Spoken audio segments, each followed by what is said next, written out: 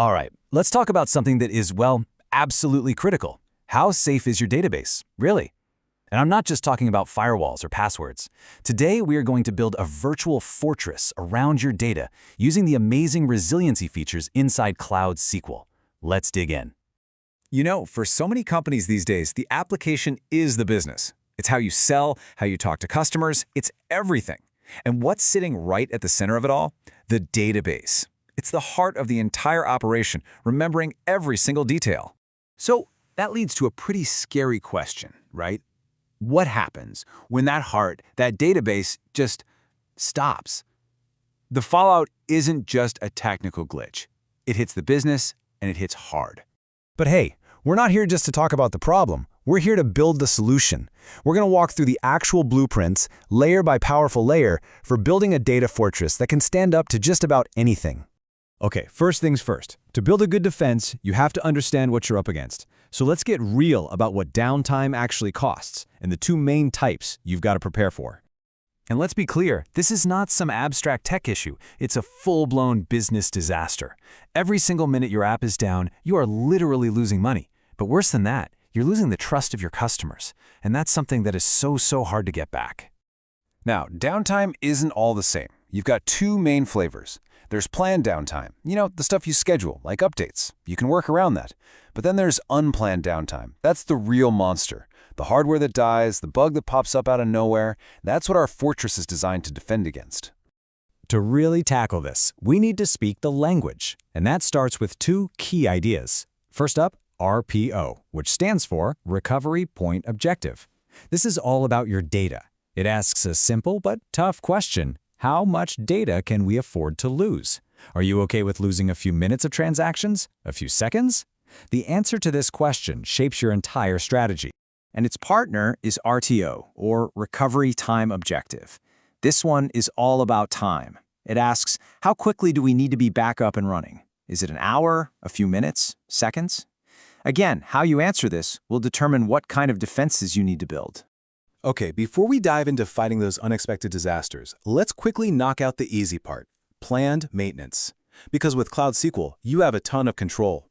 This is where you're in the driver's seat. You get to tell Cloud SQL, hey, do your maintenance thing in this specific 1 hour window, like say 2 a.m. on a Sunday.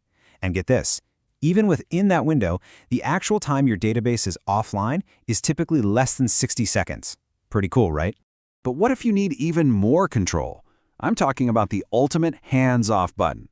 For those absolutely critical times, like a huge holiday sale or a launch event, you can set up what's called a deny maintenance period for up to 90 days. It's basically you telling Cloud SQL, do not touch this instance, period. Now that is powerful control. All right, planned stuff is handled. Now, let's get to the main event, protecting against those unplanned outages.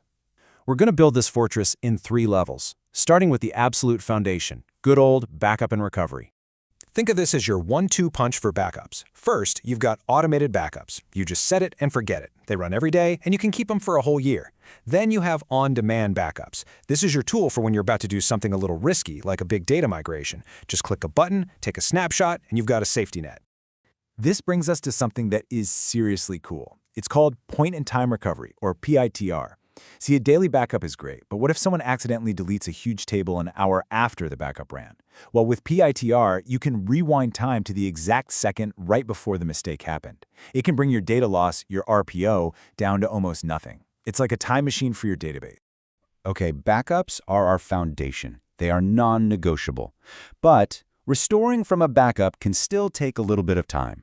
To shrink that recovery time way down, we need to dig our next layer of defense, the moat. And we call this high availability. So how does this work? It's actually brilliant. You've got your main database running, right? But with HA enabled, Cloud SQL keeps a perfect identical twin, a standby instance running in a different zone in the same region. And here's the key. Every single time you write data, it gets written to both places at the exact same time. So if that primary zone ever fails, boom, Cloud SQL automatically flips you over to the standby. So what's the most important number to remember about all this? Because of that simultaneous, synchronous replication, if an entire data center zone goes down, the amount of data you lose is 0, a big, fat 0. Your RPO is 0. Your data is safe. That is a total game changer. High availability is amazing for protecting you from a zone failure. But what about the really, really big one? What happens if a catastrophe takes out an entire geographic region? For that, we need the final wall of our fortress, a proper disaster recovery plan. The strategy here is to go big. You place a replica of your database in a completely different region. So if your main operations are in the US, maybe your DR copy lives in Europe. Now, super important detail, this replication is asynchronous, which means there might be a few seconds of lag, so a tiny bit of data loss is possible. But in exchange, you can survive a massive regional outage. And unlike that automatic switchover with HA, disaster recovery is a very deliberate manual process. Your team has to get together and make the call. Okay, it's time to fail over. Then, you manually promote that replica to be the new boss, point all your applications to it, and this is key, immediately start rebuilding your defenses around that new primary. Phew! Okay, we've laid the foundation, we've dug the moat, and we have built the fortress walls. So, which level of protection is right for you? Let's put it all together in a simple playbook. Let's just boil it all down.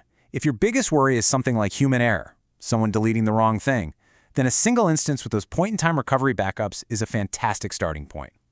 If you absolutely cannot lose a single transaction if a data center zone goes down, then high availability is your answer. It gives you that zero data loss and gets you back online in about a minute. And finally, for those mission-critical apps that have to survive a regional disaster, you need that cross-regional DR strategy. That's your ultimate insurance policy.